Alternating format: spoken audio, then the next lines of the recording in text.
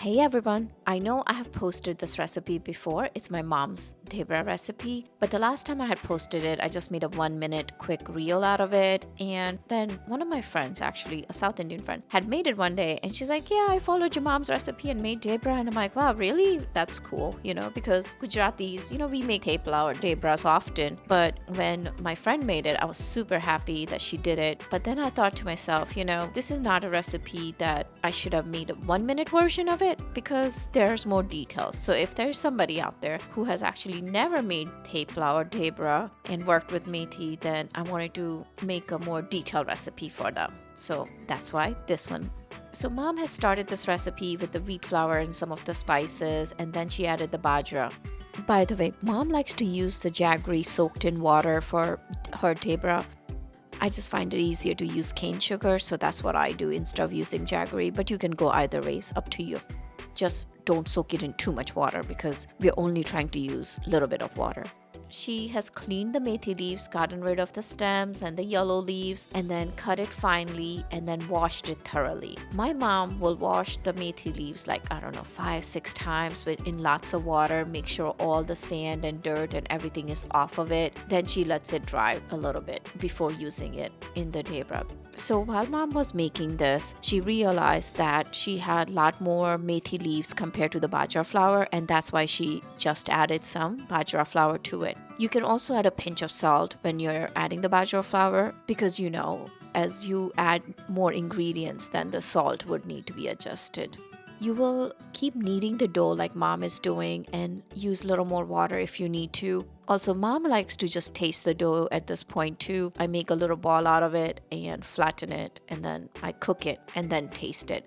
So I can adjust the sweetness from the sugar or the sourness from the yogurt instead of just using water to make the dough. Once the dhebra dough is ready, you need to start making them right away. You cannot just make this early in the morning and be like, okay, I'm gonna make the actual dhebra later on the day. It doesn't work for the dough. It gets looser and looser and you won't be able to roll it out. You would end up adding a lot more bajri flour on it. So something to keep in mind.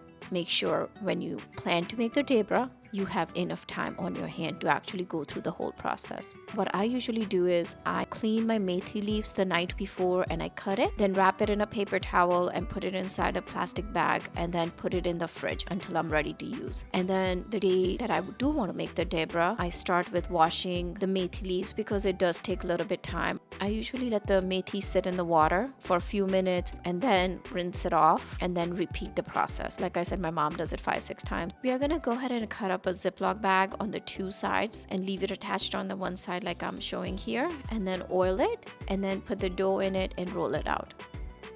So we are going to be cooking the dhebra today on an electric griddle, but you can easily cook it in a non-stick pan or one of those lodhis you use for chapatis. I just find that the methi leaves tend to burn, so there's a little more smoke coming out of it when you cook it on the stove. So we have the electric griddle and it's ideal for making pancakes and thepla, any kind of theplas or dhebras. So that is what we'll be using today. Avoid making creases on the dhebra itself. The creases can be outside but just not inside. And then we're going to cook this on the electric griddle, which is already preheated.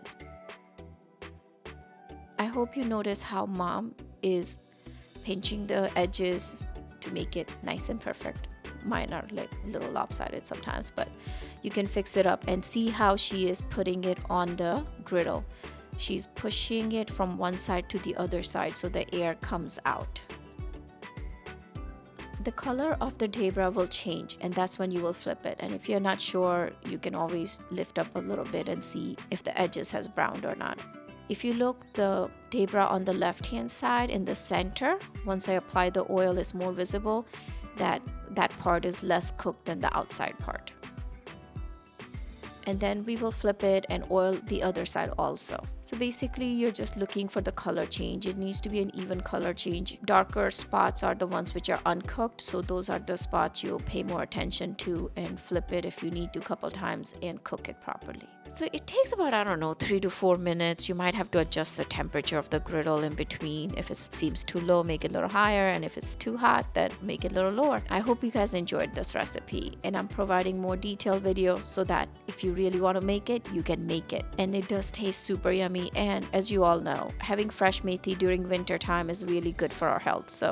And this is a great way of using a lot of methi leaves. Gujarati people enjoy the dhebra with yogurt. I put little salt and cumin powder in my yogurt. And the other thing I enjoy with dhebra is ghee, like cold ghee. And then, of course, you can enjoy with green chutney too. Take care.